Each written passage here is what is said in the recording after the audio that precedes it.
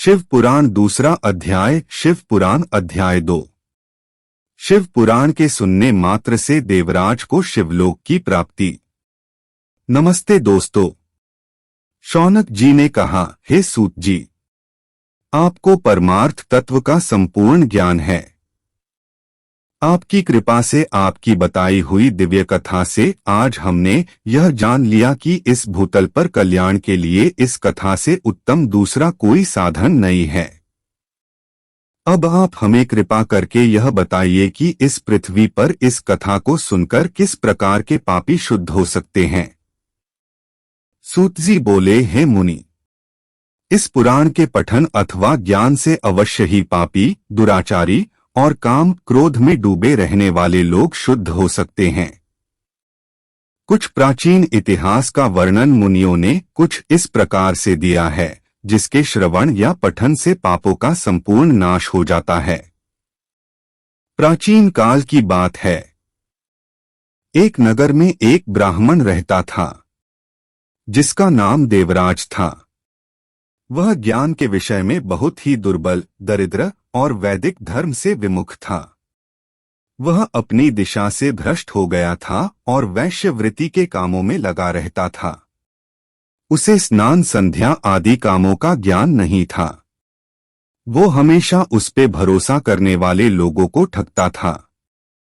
उसने सभी लोगों के धन को हड़प लिया था और वह एक भी धन धर्म के काम में नहीं लगाया था।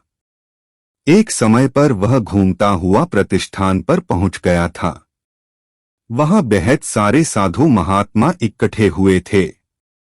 वहां पर एक शिवालय था। उसकी नजर उस शिवालय पर पड़ी। उसको यह सब देख ज्वर आ गया, जिसे उसे पीड़ा होने लगी। इस शिवालय पे एक ब्राह्मण शिव पुराण कथा कह रहा था। तब वो ज्वर में पड़ा हुआ ब्राह्मण भी उसे निरंतर सुन रहा था।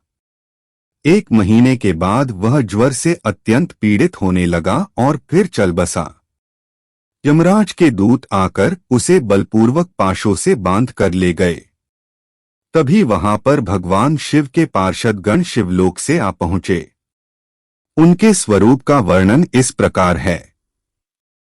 वह उज्ज्वल दिख रहे थे। उनके हाथों में त्रिशूल थे। उनके अंग भस्म से उद्भसित थे।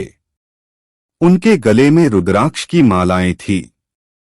वो लोग अत्यंत क्रोध के साथ यमपुरी में गए और यमराज के दूतों को खूब मारा और धमकाया और उस देवराज को उनके चंगुल से छुड़वाकर अपने अद्भुत विमान में बिठाकर कैलाश पर जाने लगे।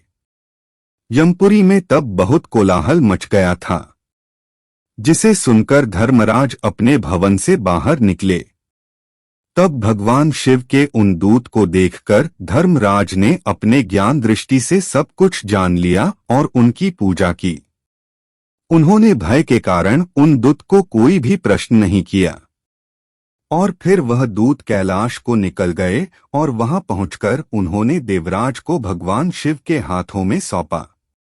इस प्रकार शिव पुराण केवल श्रवण मात्र से देवराज को शिवलोक प्राप्त हुआ। इस प्रकार शिव पुराण दूसरा अध्याय समाप्त हुआ। हम आशा करते हैं यह कहानी आपको अच्छा लगा होगा। अंत तक बने रहने के लिए आपका धन्यवाद। अगला वीडियो जल्दी ही मिलेगा। वीडियो को अच्छा लगा हो तो लाइक करें, शेयर करें, कमेंट करें और हमारे चैनल को सब्सक्राइब करें। नमस्ते दोस्तों।